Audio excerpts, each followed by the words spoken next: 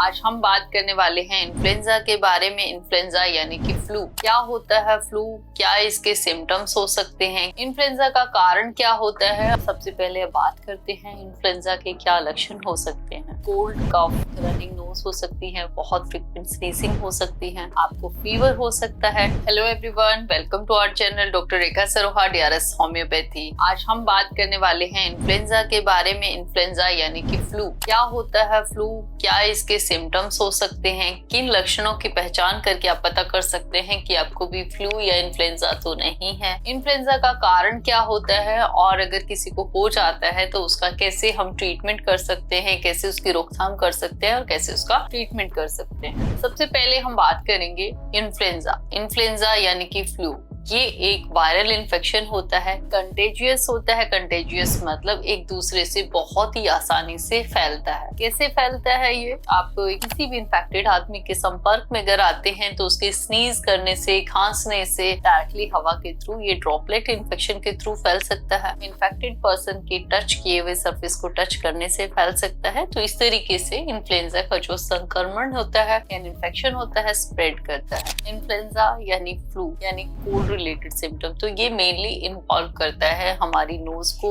Throat को और sometimes lung को। इन्फ्लुएंजा होता क्या है, यानी कोई भी फ्लू इन्फ्लुएंजा वायरस के कारण होता है। इनकी अलग अलग स्ट्रेन्स होती हैं, अलग अलग अकॉर्डिंग होता है। जैसे अभी पीछे 2019 में कोविड भी एक फ्लू का ही टाइप था और आजकल मौसम बदल रहा है। तो ये वीडियो हम आपके लिए इसीलिए लाए हैं ताकि आपको पता चल सके कि ये सिम्टम सीजनल फ्लू के हैं, वायरल फ्लू के हैं या किस तरीके का जो सिम्टम है आप फील कर रहे हैं, ताकि आप अपने आप से कोरिलेट कर पाए। वीडियो को लास्ट तक जरूर देखें ताकि ये सारे इन्फॉर्मेशन आप तक पहुंच सके। सबसे पहले बात करते हैं इन्फ्लुएंजा के क्या लक्षण हो सकते हैं। कोल्ड, कफ, रनिंग नोज हो सकती है, बहुत फ्रीक्वेंट स्नीजिंग हो सकती है, आपको फीवर हो सकता है, ठंड लग के, पसीना आके, इस तरीके से फीवर के लक्षण हो सकते हैं। इसके साथ में सिर दर्द हो सकता है, हल्का भी हो सकता है, बहुत तेज सिर दर्द के लक्षण भी देखने को मिलते हैं। बॉडी पेन हो सकता है, थकावट रहेगा, बिल्कुल भी कोई भी काम करने का मन नहीं करता है, मेलेज रहता है, बॉडी में बहुत अकड़न रहती है। तो इस तरीके के सिम्टम्स आपको देखने को मिल जाते हैं। कुछ केसेस में आपको वॉमिटिंग, डायरिया के भी लक्षण देखने को मिलता है। इन्फ्लुएंजा वैसे तो 5-6 दिन में अपने आप भी रिजॉल्व हो जाता है, लेकिन कुछ केसेस में ये कॉम्प्लिकेटेड भी हो जाता है। स्पेशली अगर मैं बात करूं बच्चों की,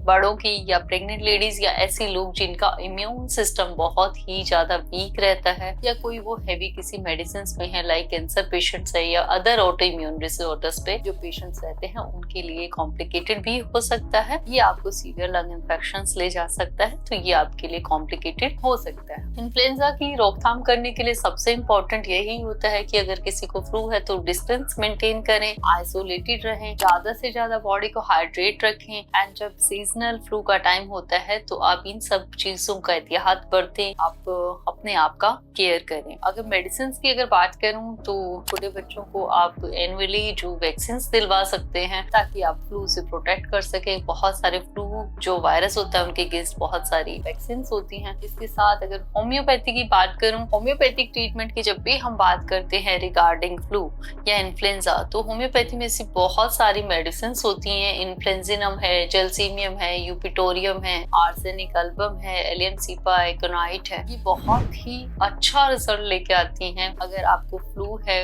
फ्लू आप बिना किसी तरीके से डिस्टर्ब किए सिम्टोमेटिक बेसिस पे ही आप होम्योपैथिक मेडिसिन से आप इसको बहुत ही आसानी से ट्रीट कर सकते हैं। अगर आप हमसे भी कंसल्ट करना चाहते हैं तो नीचे स्क्रीन पे जो नंबर दिया गया है आप उस पे हमसे कंसल्ट कर सकते हैं और होम्योपैथिक मेडिसिन को अपना सकते हैं। इसलिए आप इन्फ्लुएंजा के जो सिम्टम्स हैं उनको ध्यान से रखें, वीडियो को दोबारा देखें ताकि आपको पता रहे क्या क्या लक्षण हो सकते हैं। ये एक बहुत ही कॉमन सीजन है। इस सीजन में स्पेशली अगर मैं बात करूं तो जो अभी अब चेंज वेदर हो रहा है अक्टूबर से नवंबर में, तो ये केसेस बहुत ही कॉमनली देखने को मिलेंगे। आप इस तरीके से इन चीजों का ध्यान रख के अपने आप को ख्याल रख सकते हैं, अपने आप को बचा सकते हैं और आप होम्योपैथी के द्वारा अपने आप को ट्रीट कर सकते हैं। मैं आशा करती हूँ कि आपको ये वीडियो अच्छी लगी हो। अगर आपको ये वीडियो अच्छी लगे तो आप इस वीडियो को ज्यादा से ज्यादा शेयर करें ताकि और लोगों को भी इसके बारे में जानकारी मिले। अगर आप हमारे चैनल पे नए हैं तो हमारे चैनल को सब्सक्राइब कर सकते हैं ताकि हम फ्यूचर में आपके लिए ऐसी और वीडियोस लेके आए। और इन्फॉर्मेशन के लिए जुड़े रहें। Doctor Rekha Saroha, DRS homeopathy.